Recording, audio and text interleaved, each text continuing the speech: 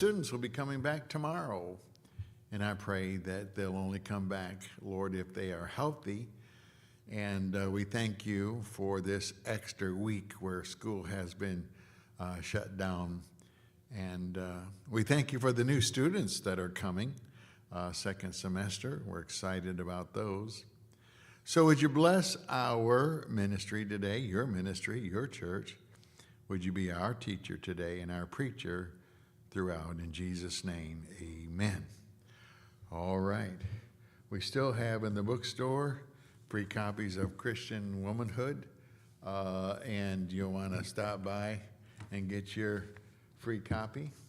Also, there is an adult Valentine banquet scheduled. It is on the calendar, all right? And it'll be about the same cost as last year. And let's see what else. Oh, it's going to be at Alexander Steakhouse again this year on the 12th of February 12th. That is a Thursday night. You should be open to week number 18. We're talking about employment ethics. I'm not sure how many people in here are employed still. 3 of us, 4 of us, okay. But I'll tell you what, some of these things were given to me by my father when I started in the workforce. I got my work permit back in those days. If you were younger than 16, you had to have a work permit from the state. So I got my work permit in the 9th grade, beginning of 9th grade, and I was starting at a Walgreen style pharmacy. It was called Bilo. It was a Bilo chain in Michigan, and maybe the first where they were bigger and sold a little bit of everything. And I remember my dad, this is one of the points I'll make today, pulling up next to the junior high. We were a couple of blocks from the store, and it was my first day at work. He said, I want to tell you something. I don't want you to be a good worker. I want you to be better than that. He said, a good worker does everything that is expected of them. That's a good worker. But I want you to be better than that. I want you to do more than what's expected of you. Learn to do it now and do it the rest of your life. I will never forget that father-son chat next to the Perry Junior High in Grand Blanc, Michigan. So I've asked this question in years gone by. If you had a choice between being financially independent or working for a living, which would you choose? Well, it would take a rather unusual person or Christian to say, I would rather work for a living. There are a lot of people who are financially independent. That is, they either earned it or they inherited it. Our governor inherited his, but they have so many funds, they don't have to work. They don't have to go out and make extra money. But most of us are not in that situation. The average person just kind of endures going to work every week. Not too many people look forward to it. I would suppose that would be what, depending on what kind of job you had to report to every week. I wouldn't want to report to the Caterpillar assembly plant 5 days a week all my life. That doesn't appeal to me at all right? There's a couple of jobs I've discovered that I know I would never want to do. I wouldn't want to cut toenails. Does that appeal to you? Well, it does to any number of people around here. There are nail salons everywhere. Say, you don't get your nails done, not these. But there comes a point when, for multiple reasons, men either cannot fold in the middle to cut their own toenails, or they have trifocals and they can't focus on them. So anyway, as humiliating as it is, I go every couple of months to get my toenails cut. But it wouldn't appeal to me. My wife refuses to do my toenails. Refuses. You'd think a loving wife wouldn't mind that at all. And maybe it's because she took one look at my feet and said no, or she got too close to my feet and said no. You know, she didn't mind the smell, but it did burn her eyes a little bit. I wouldn't want to cut toenails. I wouldn't want to do nails. There's lots of things I would not want to do. Throughout my career, my ministry, I've looked forward to going to work, all right? Now I'm sort of looking forward to retirement. Been doing this for a long time. Back in the day, before we had to compete with third world slave labor, minimum wages were mostly for teenagers and college kids working off campus. That was minimum wage. You did not see adults working in minimum wage jobs. You just didn't see it. And if they did work in low-income jobs, they always got paid more than the teenagers did for doing the same work. But you didn't see people trying to support their families on minimum wage jobs. God's plan, though, is to work. It's always been labor. It's always been employment. Through his own example and throughout the scriptures, we see that labor has always been a part of God's design. While we do not know what relation labor has to God, who speaks things into existence, we do see that in Genesis, God labored. In fact, he could have spoken the entire world we live in, just spoke it into existence. But he took 6 days, and at the end of 6 days he rested. And on each day, he seems to have taken all day. And at the end of the day, he would look at his labor and say that that's good. When he created man, he didn't say that's good. He said that's very good. Very good. So the results of his own labor brought him satisfaction and joy.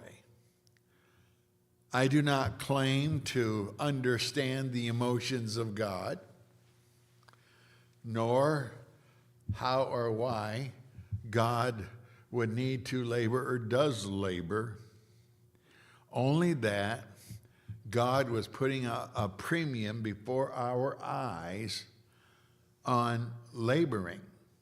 That was God's plan for us. Genesis chapter 2, verse 2. And on the seventh day, God ended his work which he had made, and he rested on the seventh day from all his work which he had made. After he made Adam, and after that first day of rest, Adam was told to take care of the garden.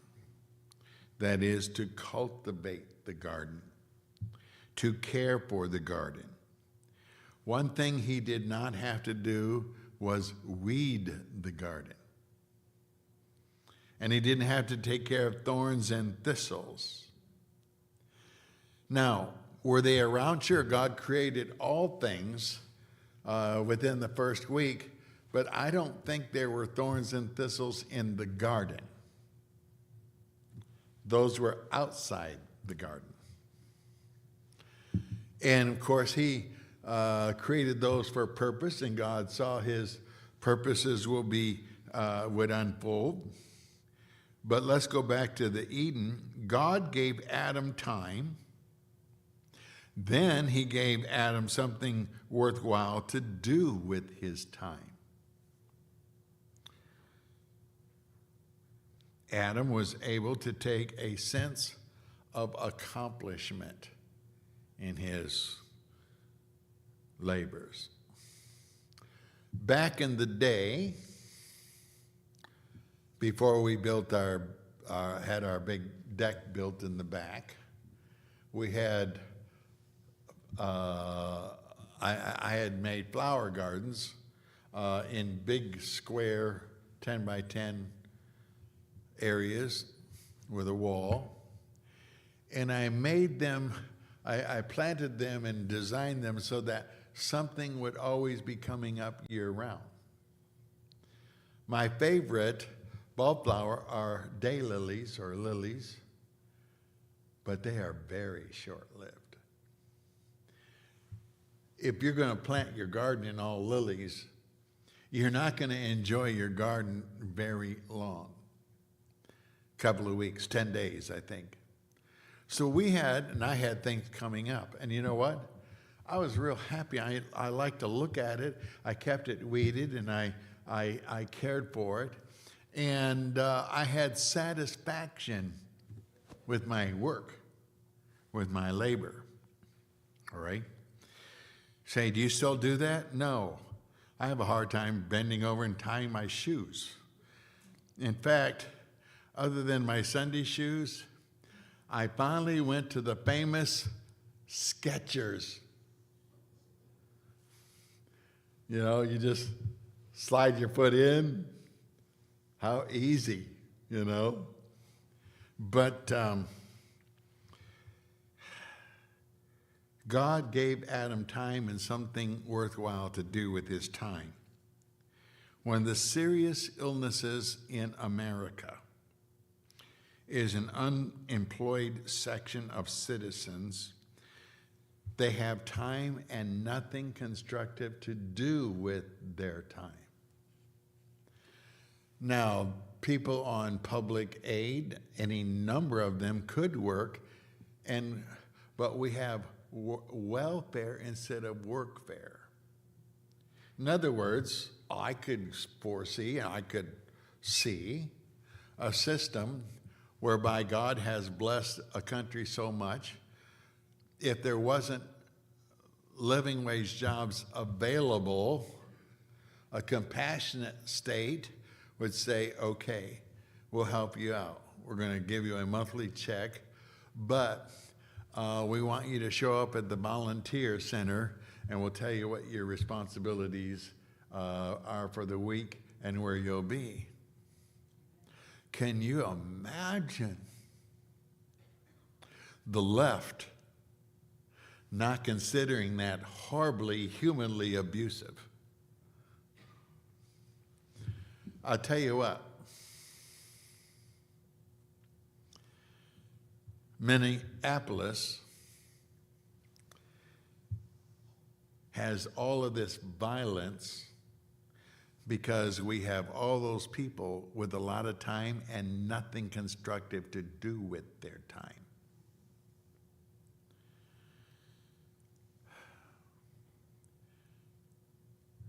The one that was unfortunately shot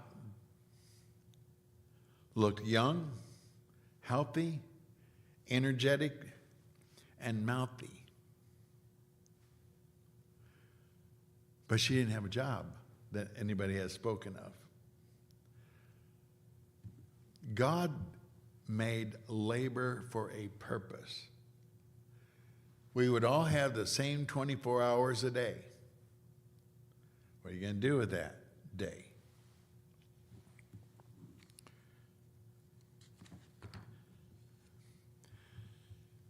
Government has destroyed God's plan.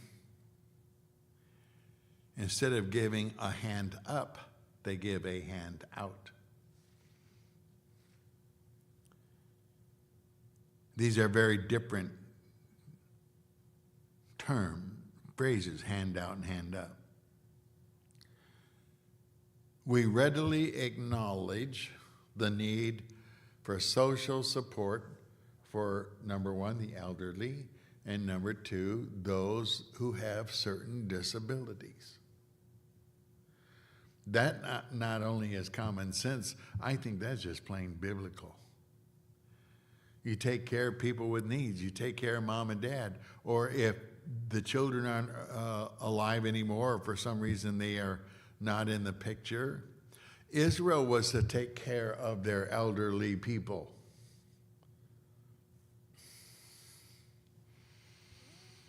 So this generation who does not work, they produce nothing, therefore they never get to appreciate the work of their hands, because we have made unemployment or non-employment a viable existence. Labor is not the result of God's punishment upon sinful man.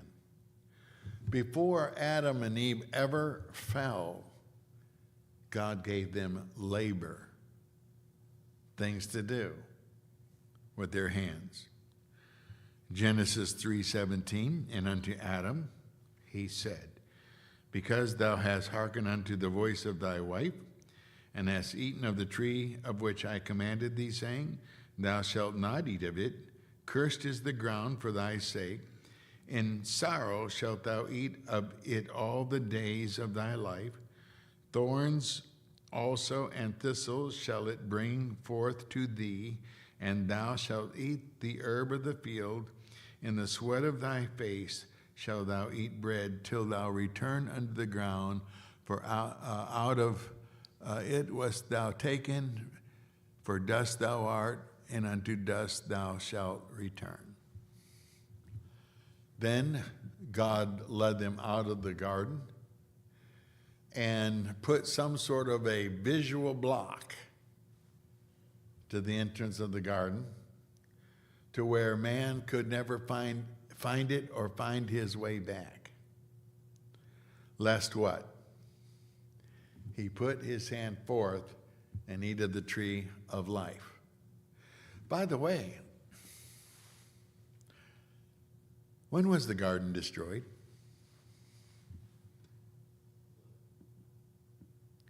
Doesn't say. I would say, if I were a guessing person, it was probably destroyed in the flood, which changed the topology of the entire Earth's surface. Rearranged everything. He could have just destroyed the garden. Said, okay, I want you to leave, get out of here, because this thing's going under a bomb. It's gone. He did not do that. So my guess is it was probably eliminated during the flood. There are benefits to labor. 18.2, the benefits of labor. Check mark. The satisfaction of accomplishment. I was working on a major project this last week. I was cleaning my office. And I was throwing out all kinds of stuff. You know how you hang on to stuff. It's all stuff that you're going to use someday, or I don't know, you put too much or you just don't want to throw it away.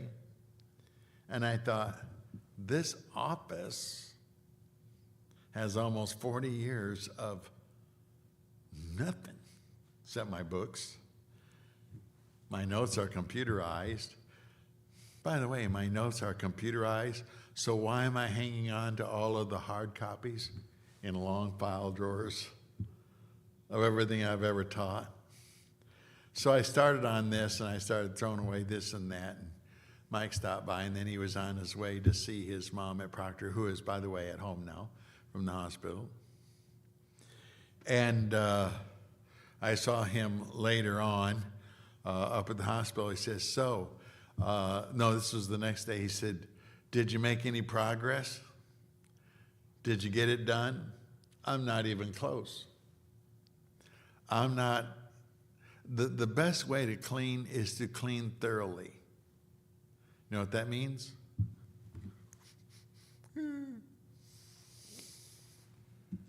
Pitch it, pitch it, pitch it, pitch it, pitch it. So the idea is whoever is the next pastor, they'll inherit a clean and usable office. By the way, if you're into trains, see me. I've got HOs coming out of my ear, engines, N scales. If you ever wanted a big G scale, which is the garden outside scale, terribly, terribly expensive. This was brand new. That's been sitting in my office all day. All these years. And so pray that I get rid of that. But I have hundreds and hundreds of books that I don't plan on taking home. All kinds of stuff, knickknacks. I have some unusual things. You know Bob Hogan. Bob Hogan was a better than good oil painting artist. Better than good. You might remember when his wife decided she wanted ostriches, live ones, and he said, "What?" So in the middle of Spring Bay, they had these high fences with these ostriches in.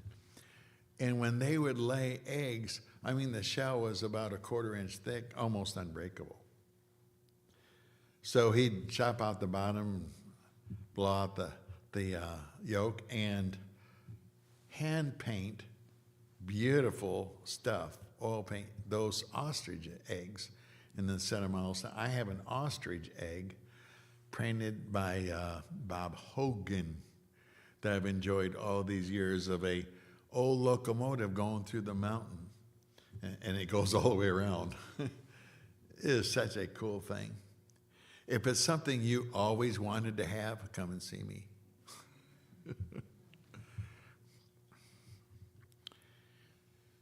So, at the end of the day, I was satisfied with how much I threw away and how many drawers were emptied, but not as satisfied as I will be when I am done with the project. Benefits of labor, the satisfaction of accomplishment. Number 2, the self-respect that comes from being employed. Number 3, the dignity of perfecting God-given skills through hard work and practice. Next, the employment of God's helping hand throughout the workday. The enjoyment, I mean. And lastly, the impact of developing a solid work ethic upon the work of the church.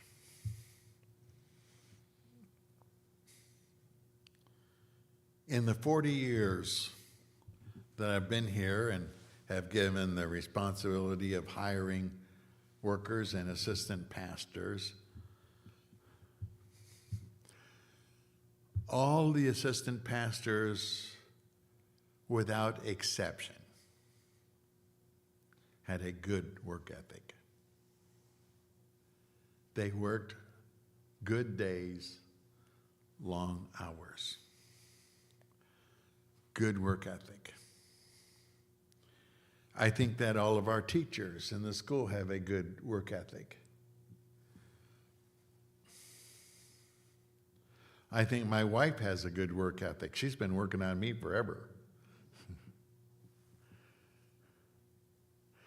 And she does not like downtime. She is not a happy camper with not being able to come to work. With Brother Gardner's now added responsibility to care for his mom, it is less than convenient. He's looking forward to the day she comes back, I'm sure, to work. Brother Claypool used to sit up there and do nothing. No, he made all of our trophies and plaques and buttons and all sorts of things, besides being the international director. Right?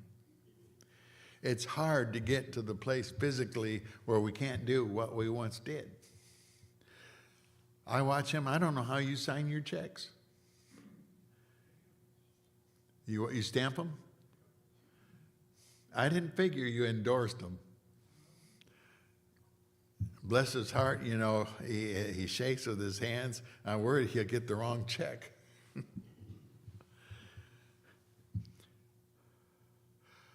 But no matter how old you get, unless you slip into some sort of dementia, everybody needs something to do with their time.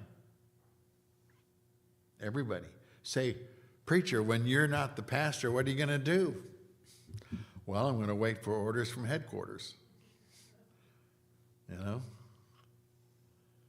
Probably preach a little here and there.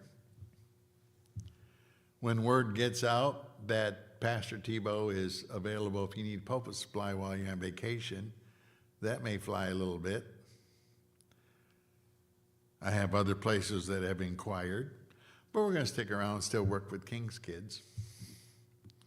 So, God expresses great admiration for the believer who works hard.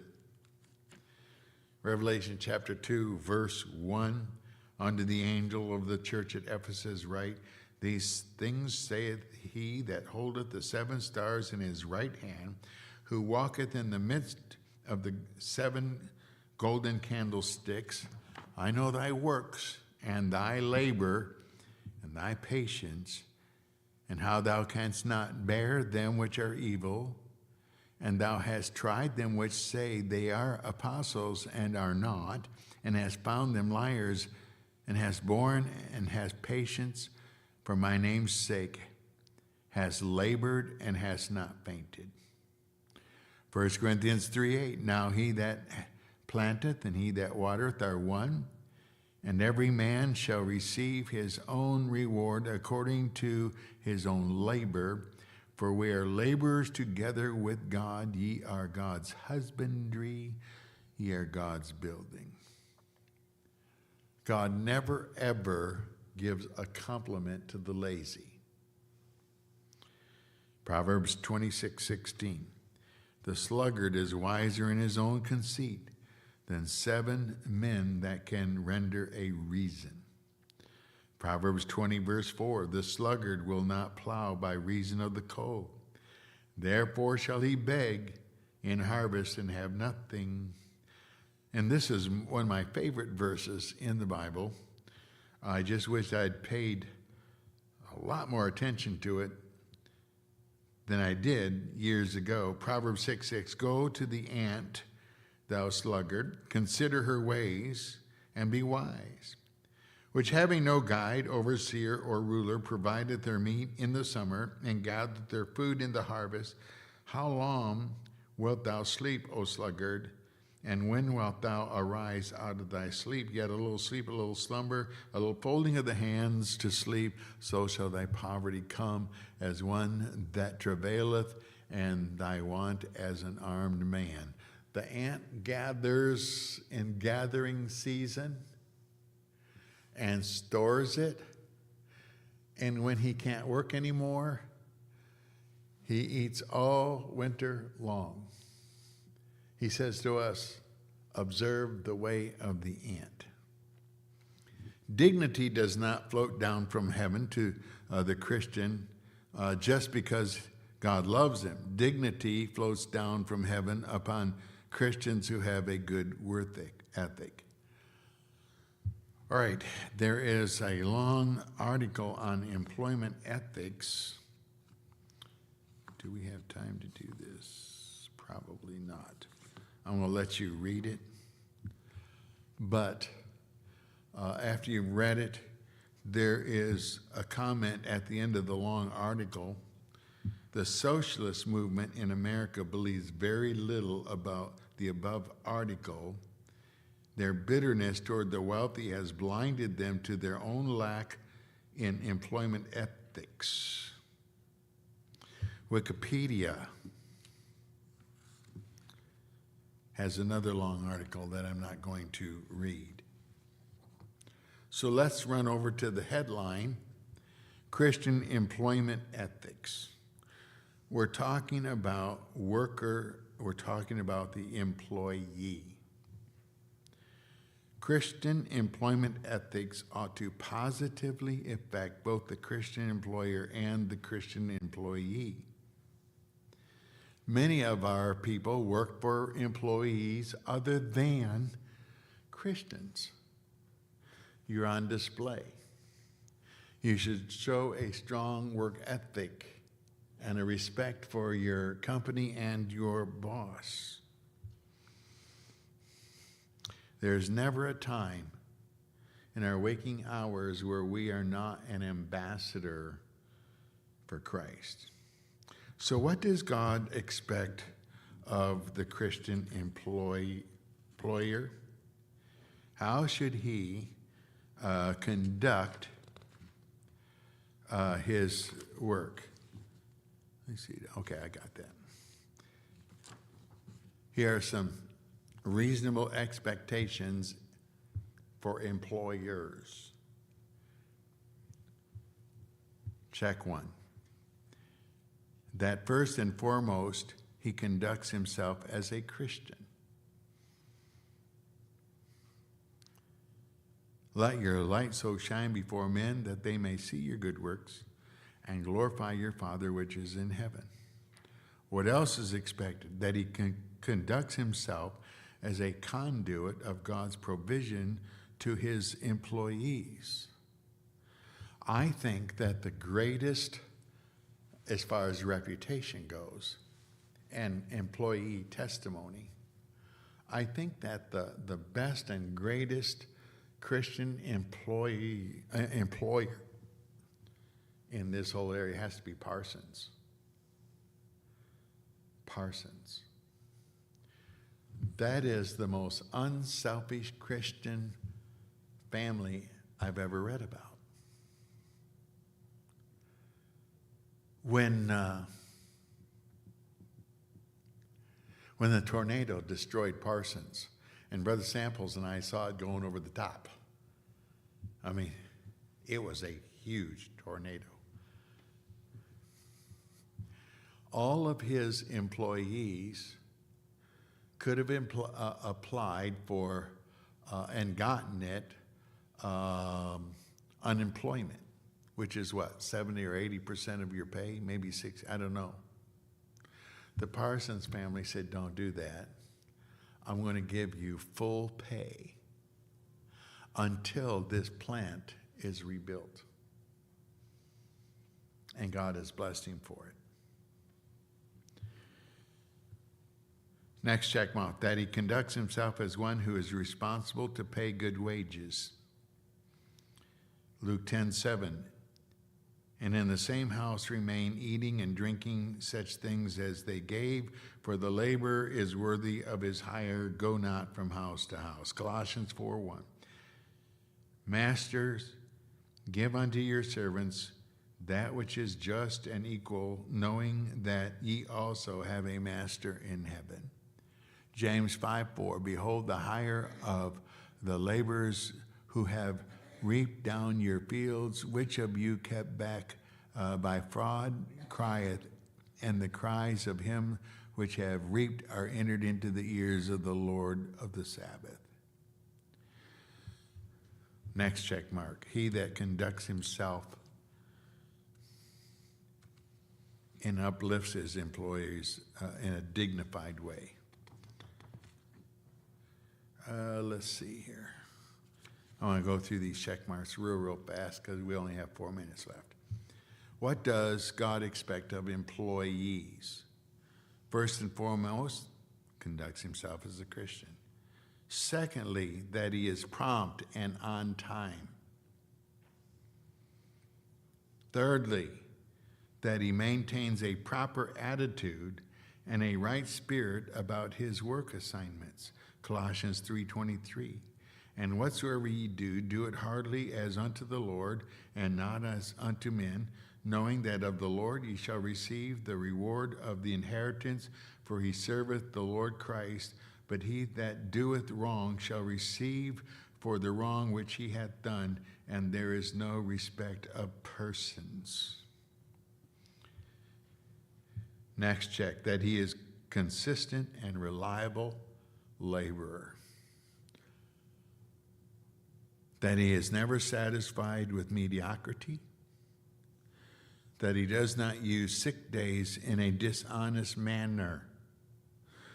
Oh boy, I could park there, huh? How many people have called in sick just because they really don't feel like going to work today? It's temptation. Say, well, those days are coming to me. Only if you're sick. Next one. That he does not speak disrespectfully of or those who have supervised him. And finally, being satisfied with wages. Now, there is a time and a place for unions. I've never been anti-union. I've never been anti-company. But there is an underlying principle, no matter who you are, who you work for. When you took the job, you were told in advance what you would make on that job. Okay? That should dictate all the rest of your actions. To accept a job and its wages, then complain about the job and its wages is inappropriate. So back to my dad, and we're done. A Christian laborer would do well to do more than what is expected of him. Some call it the extra miles. Others call it a great work ethic. My father had a great work ethic. Corporations respect college degrees and especially master's degrees, and those, regardless of their qualifications, climb faster through a corporation than those without. My dad never had more than a 2-year associate's degree. He taught himself, he took night classes, he did this and that to improve himself and perform better. But he never got another degree. He passed up those that had bachelors. He passed up those who had masters. He passed them up on a 2-year degree. And when he retired, he was one of the administrative managers over Buick, Oldsmobile, and Cadillac. That is a long way up there. How to get there? Work ethic and God's blessings. All right, we'll be back here in 14 minutes.